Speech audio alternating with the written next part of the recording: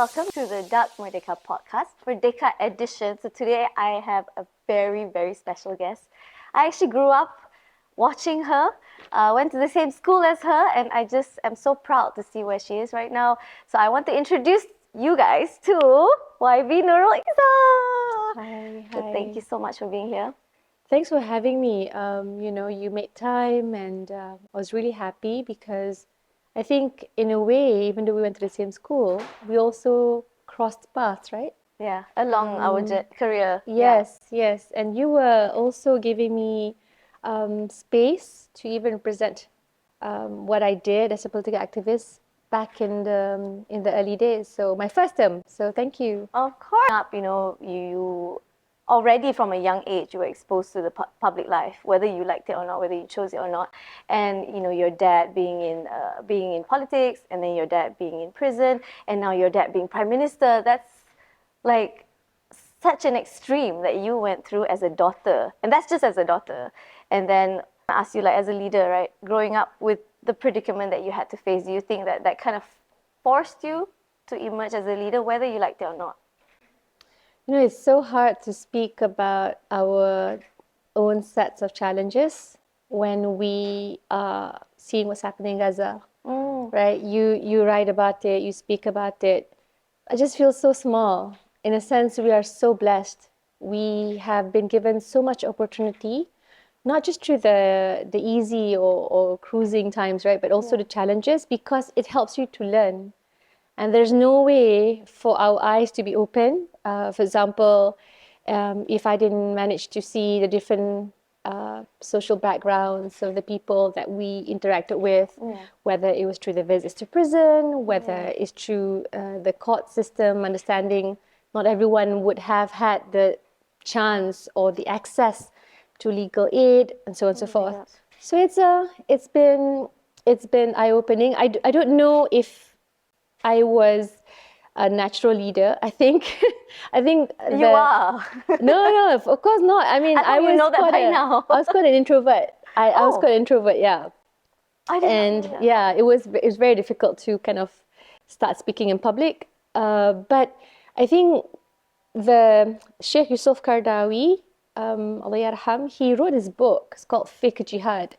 So that was kind of the first book I had to read, because suddenly, Reformasi took place, and it was very shocking. But I feel that the reminder is, for Muslims, there's Fardu Ain, there's Fardu Kifayah.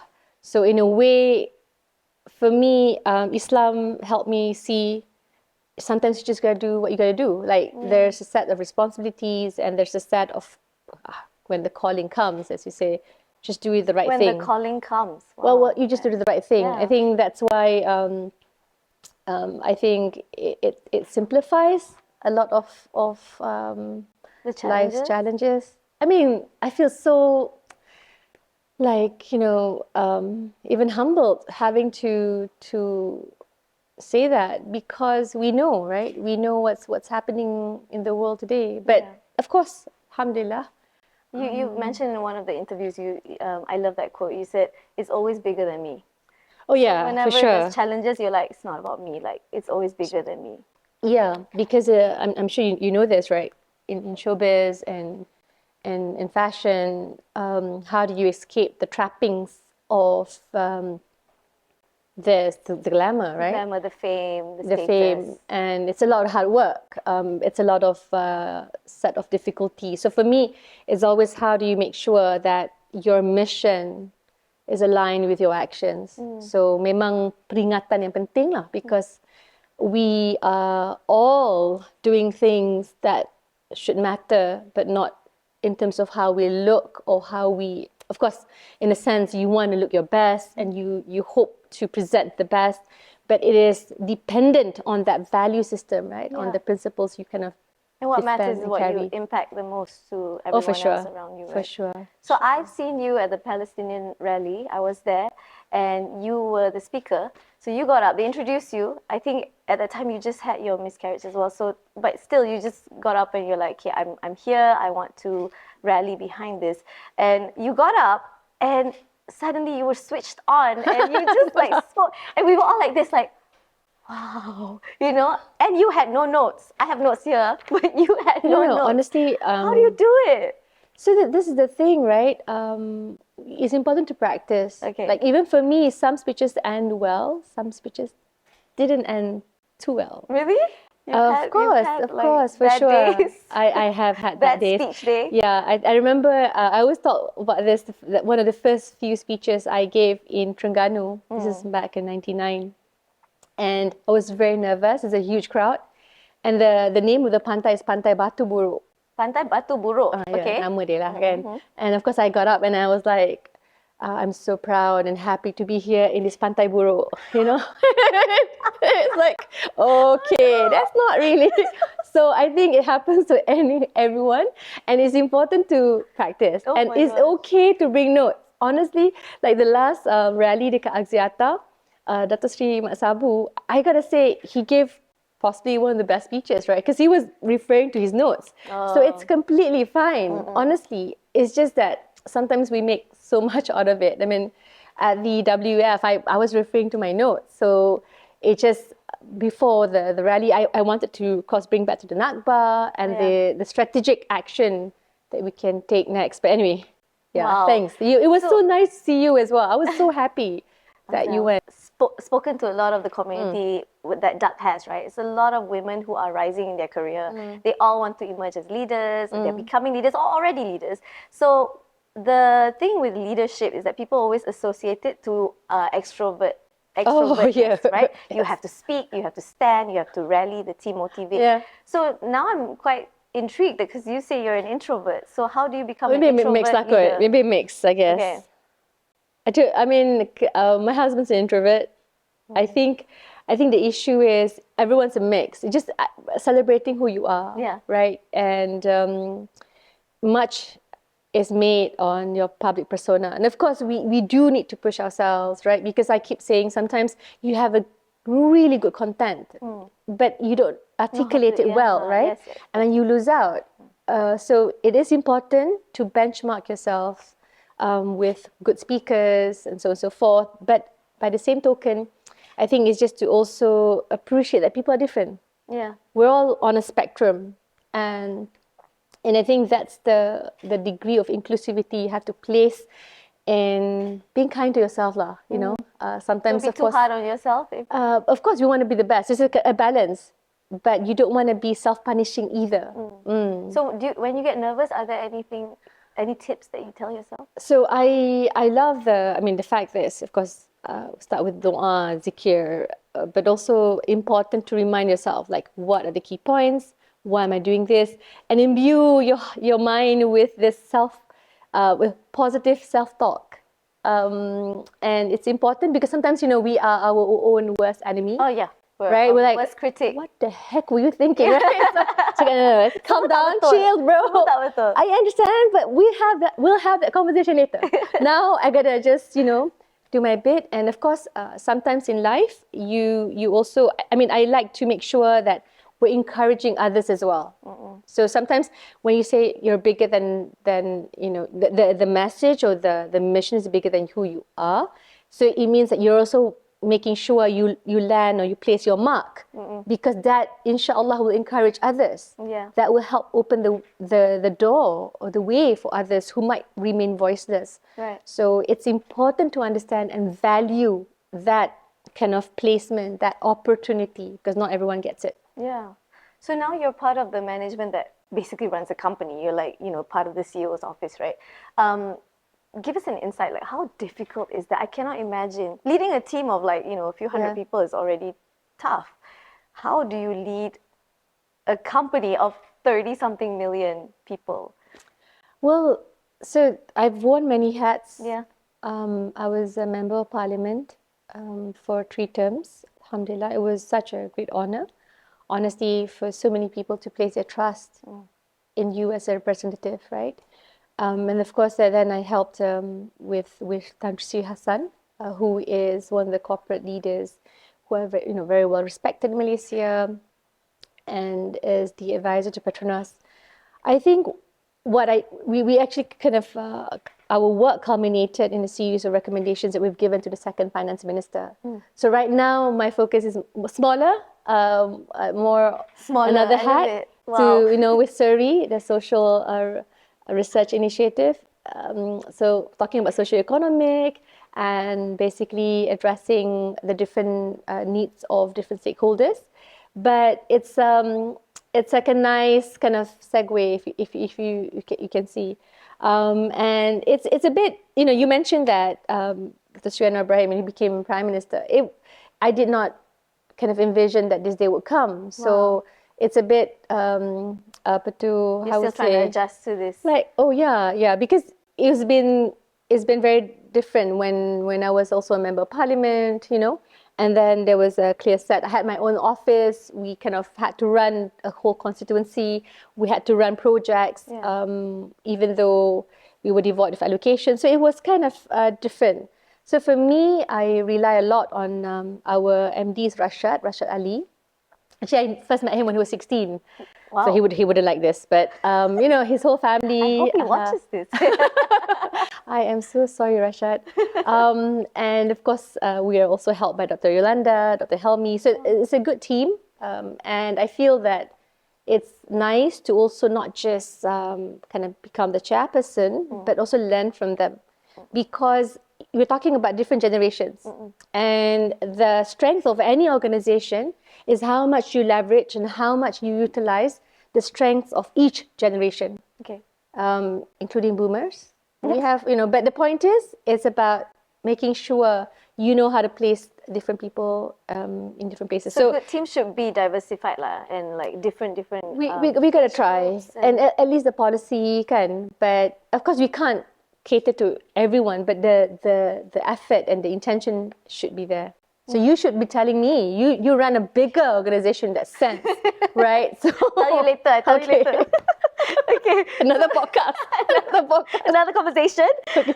Okay, so just to give us some clarity, what is your actual position now and what does that represent? Yeah, so I've finished with the Secretariat, the Assistant Sri Hassan Marikan, and now I'm a chairperson of the Socioeconomic Research Initiative, SERI. Wow. And I am also the advisor to Mahar, which is a charity that's helping refugees here and there. And I'm a political activist. So I think it's I'm still busy for some reason. Wonder why? Sometimes my kids like, Mama, you're no longer a member of parliament. Maybe you should be less be here at home. No, when they're teenagers, they're more like, they're more friendly chill. And stuff, but they're more chill. But they're like, because I always ask them like every minuscule moment and minute of their life's details. So maybe they're like, you don't have to be here all the time. Go to the office. Yeah. Okay, so when you were announced as the senior advisor to PM, I think there was a lot of backlash. So if you don't mind me asking you this, I hope you don't get offended. But how do you then respond to the comments about you being a Nepo baby? So I mean, for me, it really began with this intention to assist. I did not, secure my seat in the last elections. So I wanted to really assist the government, especially when I'm with the party, the People's Justice Party, in its early inception. And we basically kind of helped carry the mission forward, right, when Dr. Sri Anwar Ibrahim was imprisoned. Nonetheless, I had a good meeting with the Transparency International of Malaysia chapter.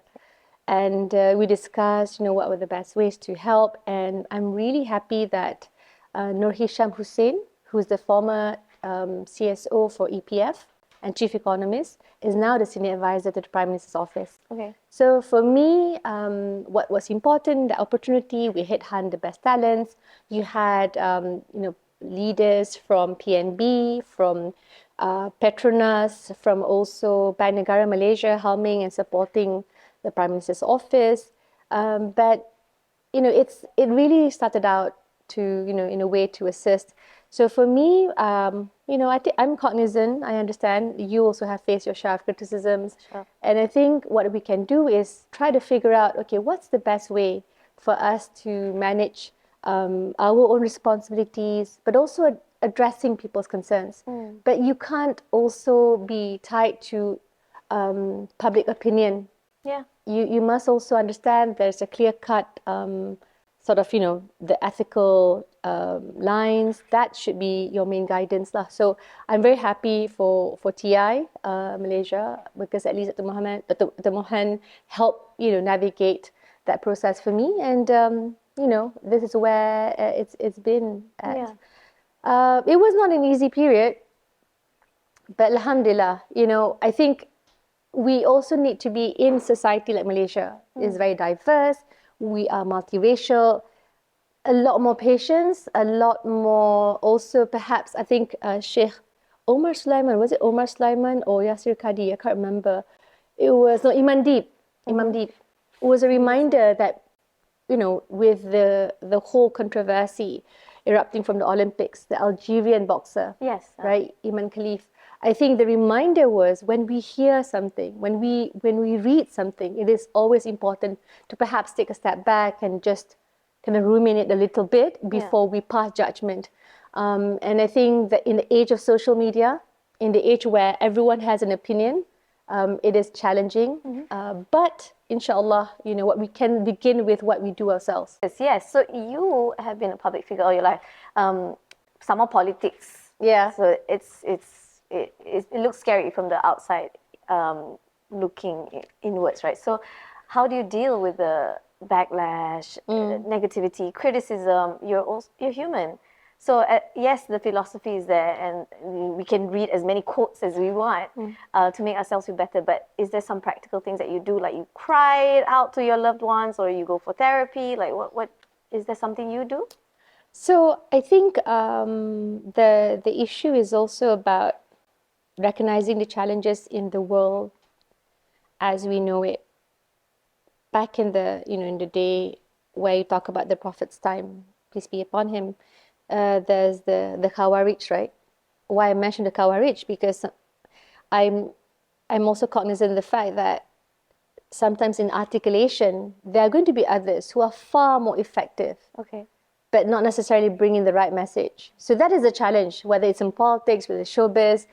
It's always making sure, oh my goodness, how do I not get misunderstood, right? And I think for me, I still view politics as, it can be scary. It is very important to understand and take necessary steps. And you do need a healthy dose of political guile, right? You need to have, in a sense, political nous, also political maturity, and also the ways and the knowledge to navigate it effectively. And I don't do it well, of course, all the time. I think the issue is I'm a prefect, I'm pengawas. We know. Pengakap. So, sometimes we're a bit like, it's like on the straight path. But it's important to also be able to kind of be strategic lah. And I think in this sense, there's a lot to learn. Yeah. There's a lot to learn. We're always learning. But I feel how I kind of iron it out, I've actually started taking Jodo lessons. Jodo is under... God, I thought you said Jodo. No. We're done with that. We are done with that. Although psychological lessons are always helpful until the end of your days. What is the Jodo? So Jodo is under Kendo, but it's a more, I think, a form of martial arts that's being practiced by the Japanese reserve unit. It's their anti-riot unit. So my husband, he practices Jodo. He teaches it. And I'm like, whatever lah, I have to exorcise this anger. So I think, my sister Ilham, she takes Taekwondo. Okay. She's like, Kaiza, I just got back from Taekwondo. I'm like, okay, Ilham, I'm really happy for you.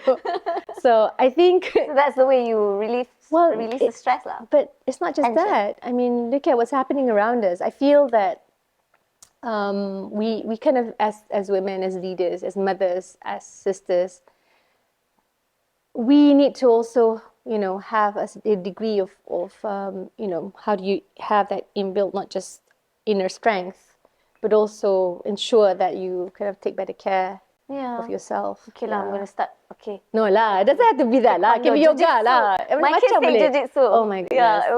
My husband. Have you took capoeira before? No. Capoeira, it's Brazilian. So Actually, they had to guise the martial arts into a dance. Oh. Because the colonizers did not allow them to. Yeah, so it's quite interesting. But he did it for 3 years. Oh. Yeah, now he takes drums. But my point is, yes, I think it's important to have a healthy lifestyle. I was really impressed with Sheikh Dato' Hussein Yi because he had that run, the valor run, where he's like, being Islamic is making sure you are Healthy, at your active. your best physical self, and Less of this. less teh tarik. Yes. Yeah, but yes. Okay, you mentioned Ilham, right? So I was in. Ilham sangat garang. You think I'm garang? Well, wait till you meet her Yes. sister. Yeah. So I mean, she and I were in the same year, with friends. So when your dad was announced in charge, it was very raw for all of us because she came to school the next day and we all did not know what to say, what to do. So I remember we were all at a bridge at the corridor in school in SKBD, and we were all around her and we just hugged her because we don't know what to say. Teachers also came. That's really sweet. Yeah. I was too young to really sweet. understand the complexity of it and the depth of what was happening. But I can't imagine like what you guys went through as sisters, as young people, because this is happening to you, but you yourself, you're figuring out who you are as a teenage problems already, the hormones, and also how did you face it when you yourself were trying to find yourself? I think it was hardest for Ilham because she got left behind. That night when the police raided the home, Nuha Ihsan managed to come in. We were all grouped into the van, but Ilham got left behind. Oh, I didn't know that. So my uncle, Arwah Uncle Rusli, he carried her because she was so scared. She was crying with Iman and Hana, but the rest came down, and these like policemen with machine guns. And I think she was alone, just scared. So my uncle brought her, caught her in time, ran, Bukit Damansaraka ada that upper roundabout. Yeah. But he couldn't meet us in time. So I think that always, was very hard, right? Because in a way, that separation. But again, alhamdulillah, she's such a strong character. Yeah. She's and I think for me, it was just natural. My dad, I don't know if you know how my dad is. My dad's like troops. So my dad's like that. So it was just like, I think that's why the book by Allahyarham Sheikh Yusuf Qaradawi is important, because there's going to be a point in your life, and you see this in the conflicts that's taking place, where Fardu Ain fuses with Fardu Kifayah. So we each say, for as long as enough people, you don't have to partake in that responsibility, right? But sometimes you just gotta do it. So I think it was challenging. It felt very lonely. But you had each other, but yeah, I think more of because they were a lot younger. Yeah. Nuha was about 4 years younger. But I think my mom also, she never complained ever. Our mothers kan. Jadi apa pun, alhamdulillah, I think the way I handled it, close circle. My mom, she was very instructive. So you kind of follow how your parents were. I had a best friend. Well, I have a best friend. She was also, she was in the UK, so she called me, once a week. At the time, tak ada WhatsApp, Makcik-makcik tak ada WhatsApp, tak ada WhatsApp. So you imagine kan, nak bukannya senang. So I think kena cari payphone. Zaman payphone. Astaghfirullahaladzim. But yeah, technology. I was in boarding school. I know, like I had to borrow coins. You went to boarding school? Sri Putri. Kesiannya. I lasted 1 year je. Yelah, memanglah. I escaped. Tolong ya, warga-warga yang duduk di boarding school, janganlah judge kami. Kami budak SKBD. So, yeah, I mean, to be fair, I have a lot of respect for boarding school. My housemate, she went to TKC. Oh, so rivals. budak-budak, janganlah. Kita kena, jangan macam tu. Jangan jadi MCKK. Okay. Kita kena meraihkan. Jangan macam tu. Baiklah Kak Izzah, yes. See? Like, kita meraihkan semua. Sekolah Asunta ke, kan, Sri Putri ke, TKC. We need that in Malaysia. Honestly, we need to like rally for each other. And I feel like it's boarding school, of course, but we need to kind of break the silos, and that's why I try to do my team. Actually, I have local university grads, I have overseas grads, and I see that everyone would have their strengths. And they complement each other. Yeah, we have to, because at the end of the day, you kind of like gotta fight this challenge and face this, this new world, which is quite unfair, and the hegemons out there together. So I think that's the spirit you want to kind of build in. Okay, Learn from we try. Yes, we learn not to do what they have done. Okay. Saya tak ada kena mengena. Saya tak buat apa-apa. Saya tak bersalah. Okay. So it's very interesting to me that you lead such a public life, whether you want it or not. But personally, you're very private tau. People don't really know, like, who you marry ke or your children. Kat Facebook kot. Yeah, but not it's very surface level lah. So is it on purpose that you keep your personal life? Do you think you're not private?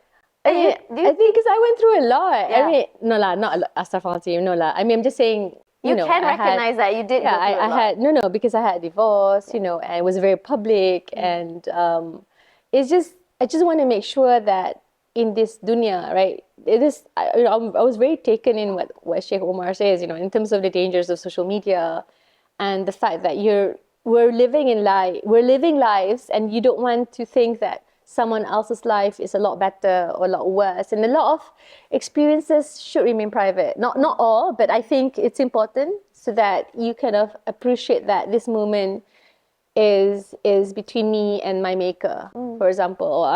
So it's something not easy for me to kind of manage, but inshallah, that's why I keep a lot of things. And honestly, what the Palestinians have gone through, it was so hard after.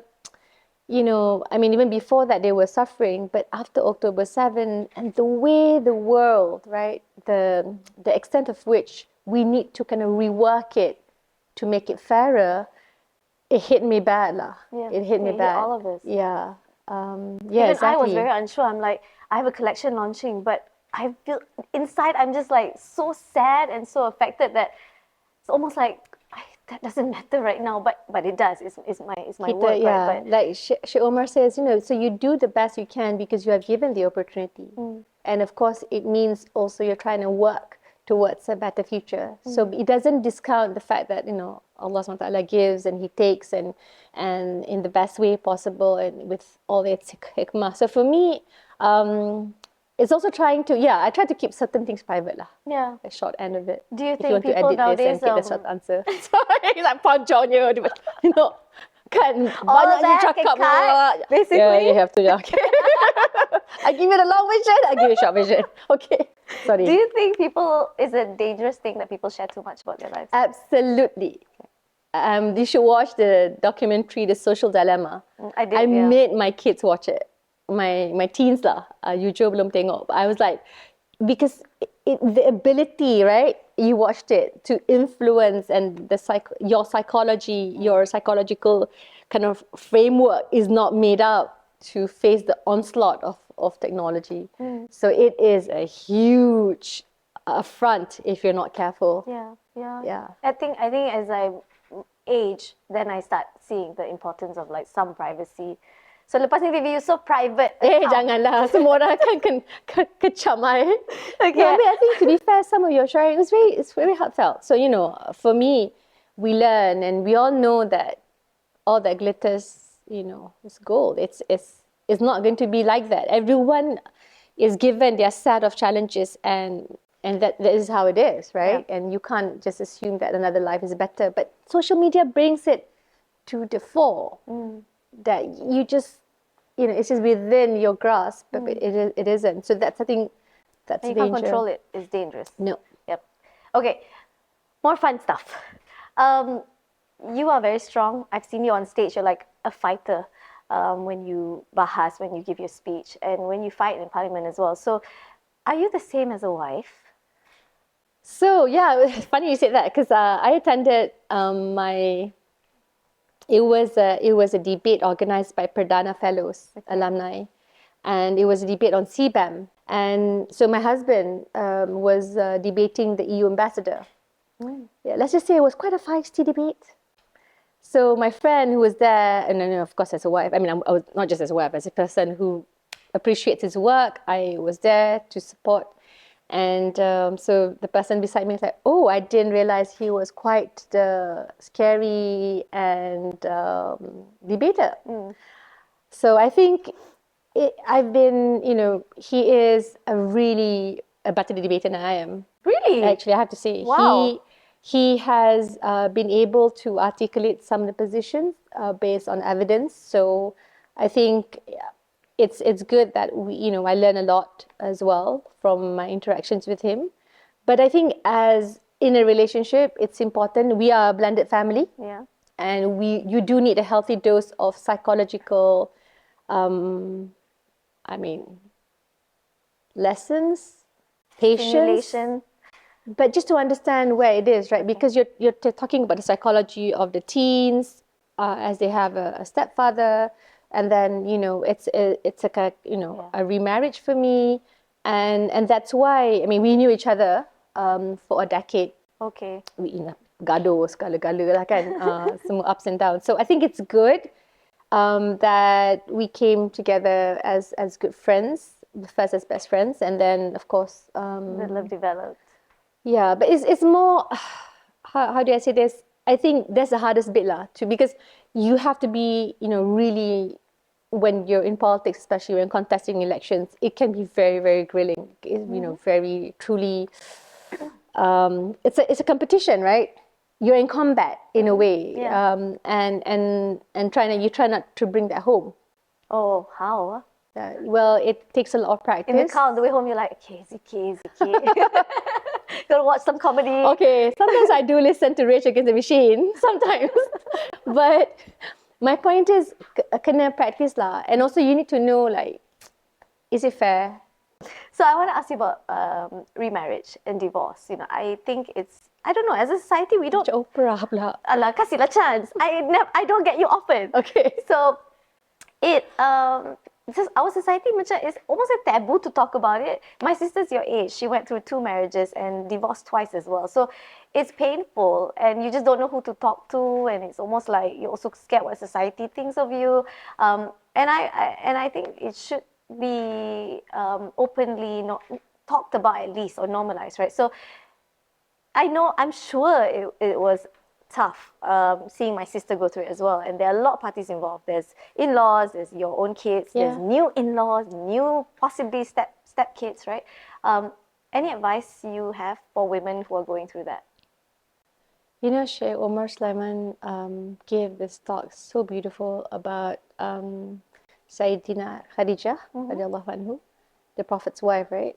And it was so beautiful because to showcase how successful she was, that she was married before the Prophet, and that clearly she got divorced. And I thought that there's so many lessons that we have in our seerah, and there's so many lessons that we forget as Muslims, that we firstly should be less judgmental, because Allah will test us differently, and you don't know when your turn comes.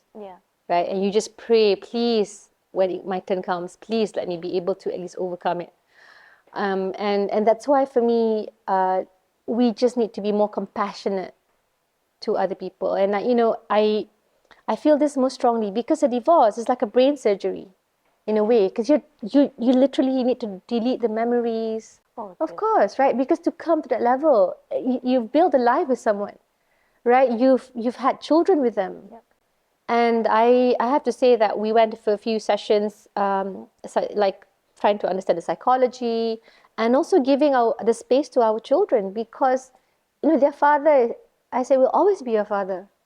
You're not going to displace that. So it's very important, but by the same token, you want to have respect, right, for the person I married. So it all will take some time, but it also is important for us to apply some degree of empathy to the children affected, to the in-laws. I mean, we all made sure when my former father-in-law passed away, we all were there. I think it was important that we have that connection, and that you might not be married to each other anymore, but respect, you dignify your experience. And of course, we hope that there's no trauma, because there are marriages out there with severe physical trauma, and I don't discount that at all. Just saying, for the people that need to be in the family unit, it is important for society to be more open and compassionate,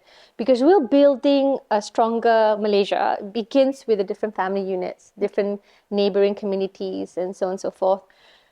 So I don't know, I feel that there's so much I've learned. I wish it wasn't so public. It was a lot better for male politicians, I felt, than female ones.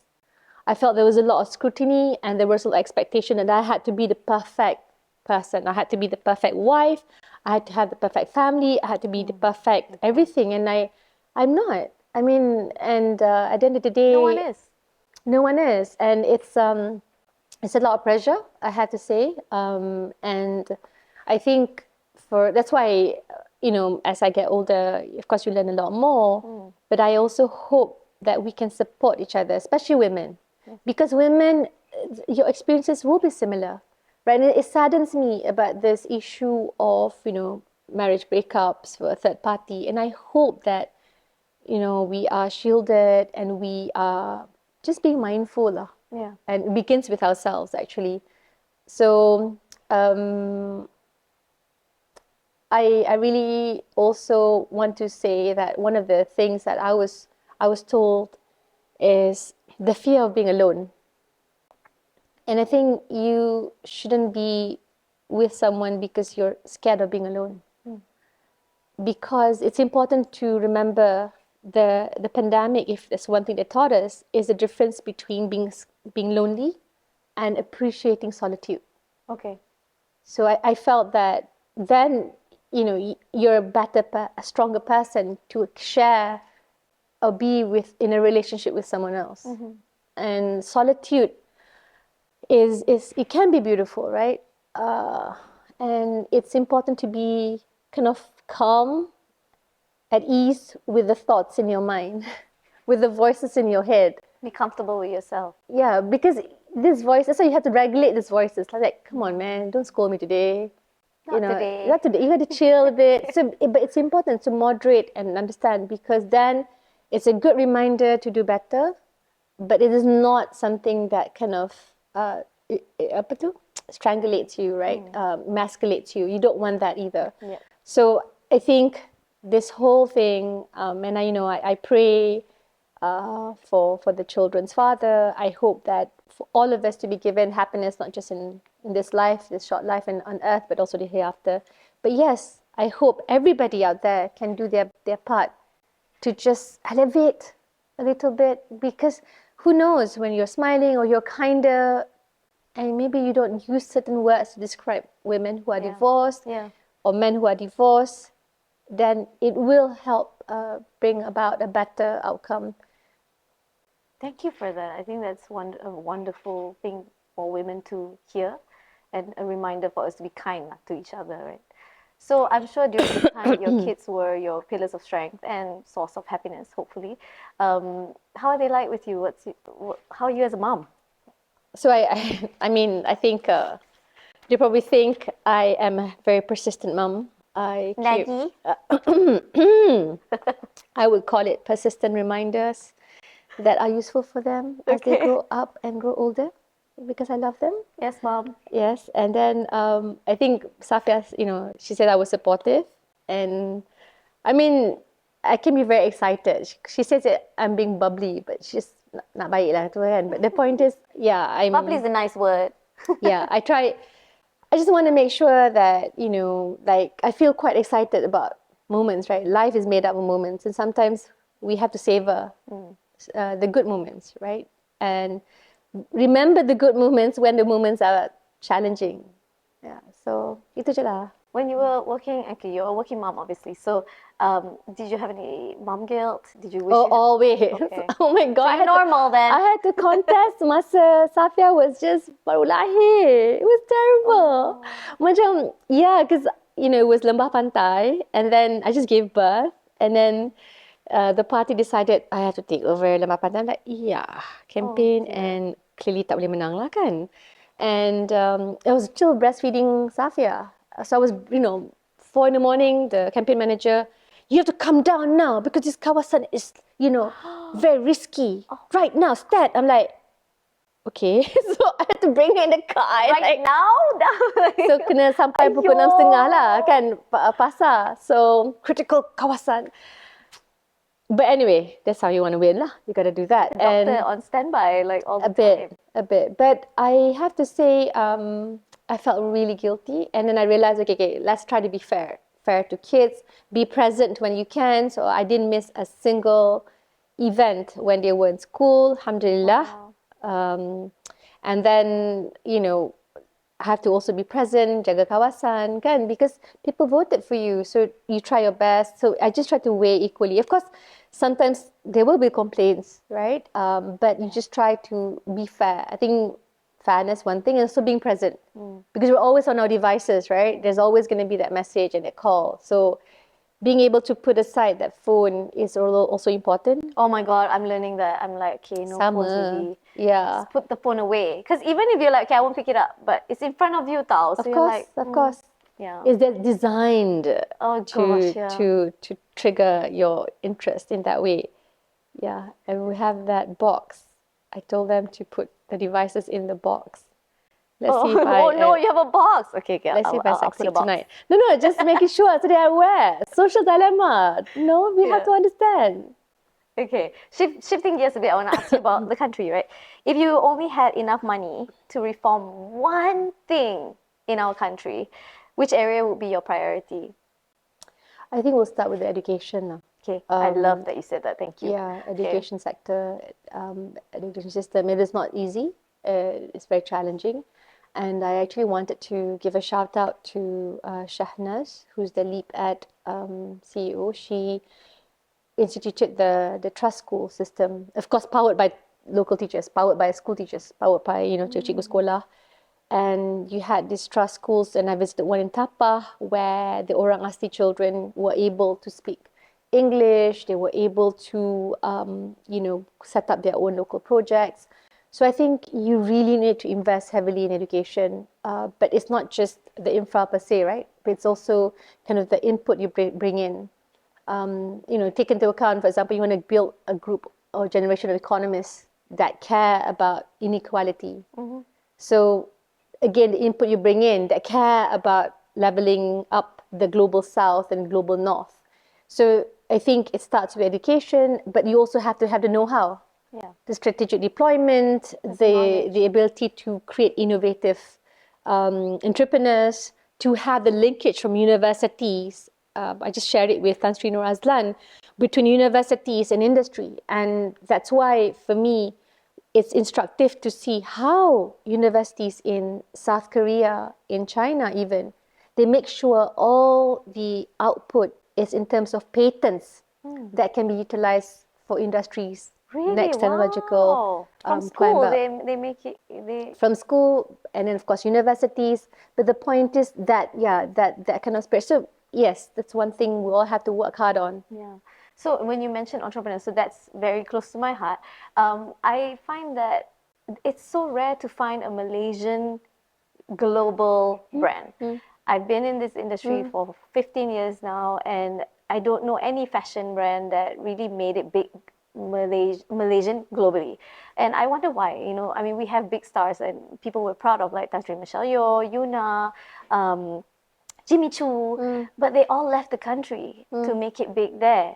Is that what it takes for me to leave the country and like set up shop somewhere for me to become a global brand? I mean, that's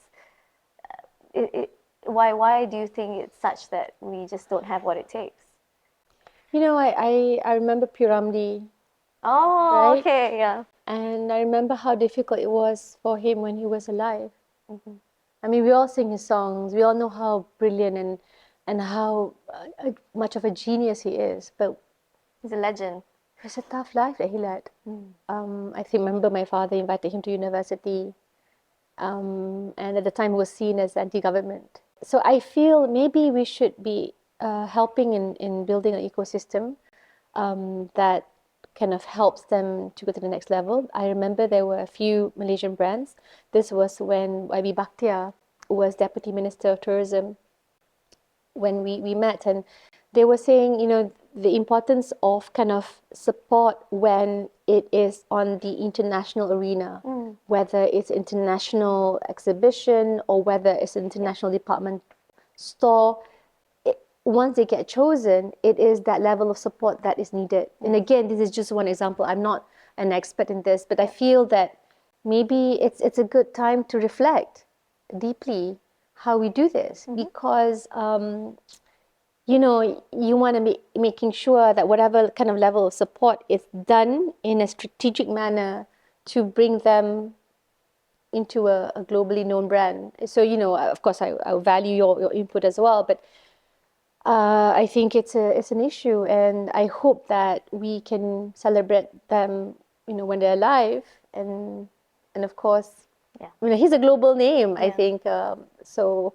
It's just lessons to be kind of learned and unlearned in some ways. Yeah, I mean, we hope to be a global brand one day, so make dua for us. Inshallah. But the ecosystem as well, right? Yeah. Because I think from the bootstrap days to Series A, B, and eventually maybe IPO, the point is, of course, financially you can't plug in, but you have to be able to know, right, where the gaps are. Yeah, and where you need support the most. Yes. Yeah. Okay, since this is a Merdeka Edition podcast, what are your hopes for Malaysia? For our country, it's so important because we are at the precipice of change that's not just taking place, between nations. We're going to chair ASEAN next year, but you're also looking at how a single hegemony doesn't really help bring the world into a more safer, fairer place. So I'm actually expecting Malaysia to kind of rise up, but also in terms of how its peoples come together, right? Maybe we have to take a deep look as to why we have different approaches when it comes to how we look at refugees internally versus externally.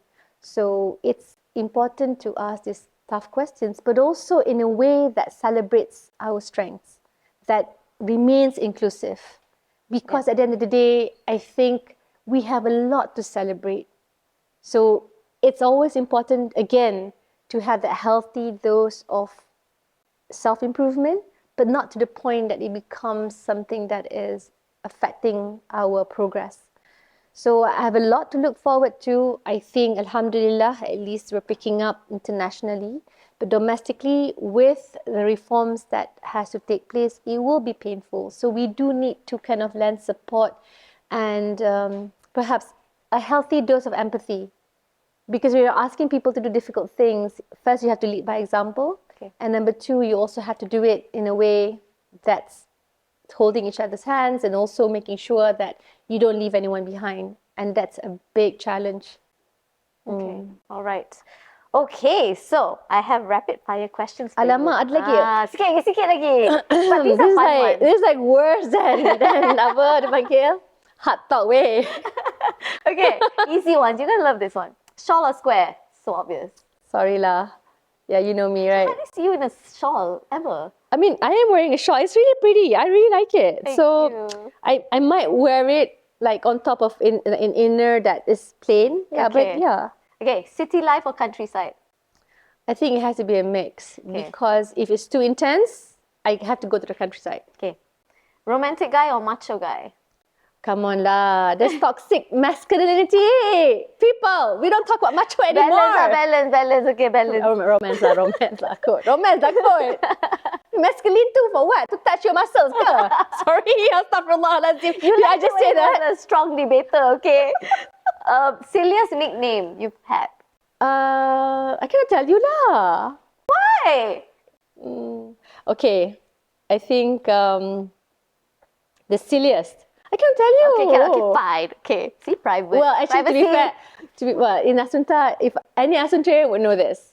Yeah, but I cannot say now. Okay, we'll find out. You know Yeah, what? you'll find out. You ask an Ascentarian? We'll ask in the comments. Ascentarian, you know. Okay, depends which Ascentarian you ask. Sorry. Okay. They bullied me a lot in Ascenta, but I became friends with them lepas tu. No. They used to call me, yeah. But now I dah kawan. Give me a year, insyaAllah. Okay. Yeah. One food for the rest of your life. Nasi lemak kot. Okay. Yeah. Your definition of the perfect date night. Sorry. Why is that funny? I don't get it. I thought my husband's gonna kill me. It's like, can we please just macam you masak pasta and then we watch Dexter? Sorry. Okay. So home lah. That's how He'll be like, oh my god, not Dexter again. Sorry. Dexter, really? Just when I am free lah. Okay. A long time ago, yeah. Son or daughter? Oh, cannot. Cannot. Just Cannot. testing you Even je. psychologically cannot. Oh. Yeah, cannot. You cannot. You will always have kan macam, okay, you like her for this, you like him for this, but all three are your blessings. Yes. And you love them as best as you can and to their knowledge equally. Okay. Pahead up. Okay, complete this sentence. Last one. When Safia has a boyfriend, I will... Astaghfirullahalazim. I will go berserk.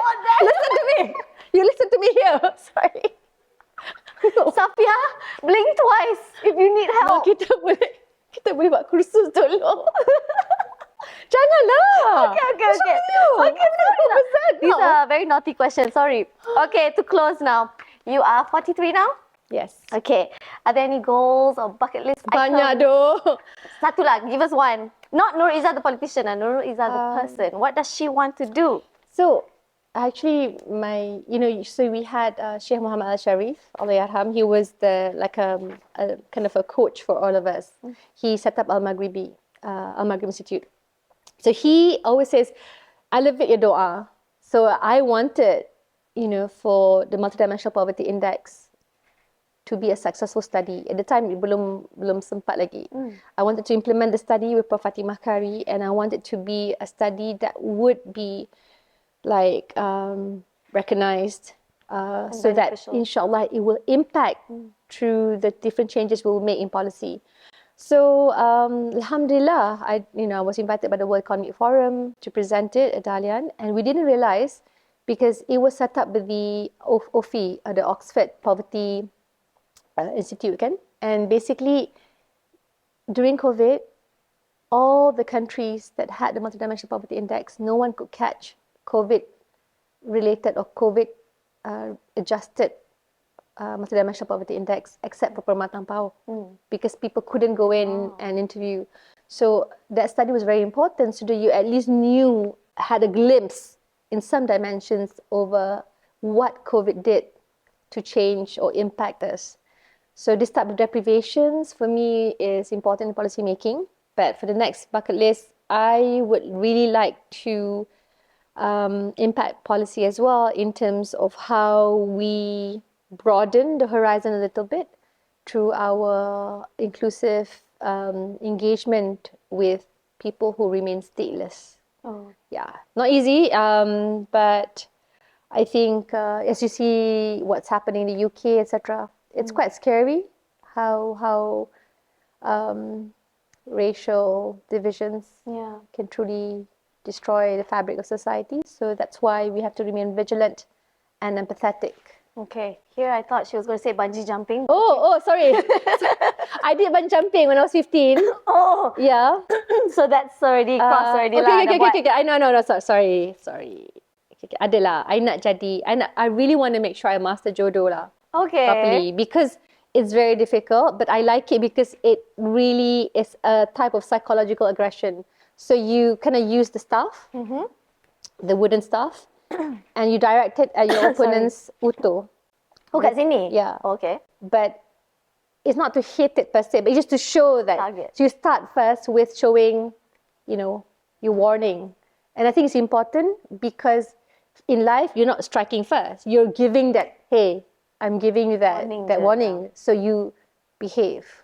So I thought that would probably my bucket list to just master that move, which takes many years to do. All right. In my limited time. Okay, I'm looking forward to that. Maybe you can teach us then next time. Like, apa benda ni? Merdeka wish kena ajar orang lah. Okay, well, Yeah. YB. Sorry, it's a bit serious. I'm sorry, I'm a bit serious. I was told by my team, jangan serious sangat. But it's No hard. lah, no, we had a lot of laugh. It was I'm a fun. bit serious. Thank you so much for sharing. I Thanks, think we're all thanks. very proud of you, and we're all making doa that you're always protected and Sama-sama. all your wishes come true, inshallah. Yeah. So thank you so much your for being own, here. personal challenges. Subhanallah. May Allah help us all, do good so that other people can also be elevated to do their part. Ameen. Amin. So thank you YB Thank Nurul you. Izzah for being here. Please call me Kak Izzah. Kak Izzah. Mengada-ngada sangat dah dia. Okay, bye. Okay, bye. See you later. Okay.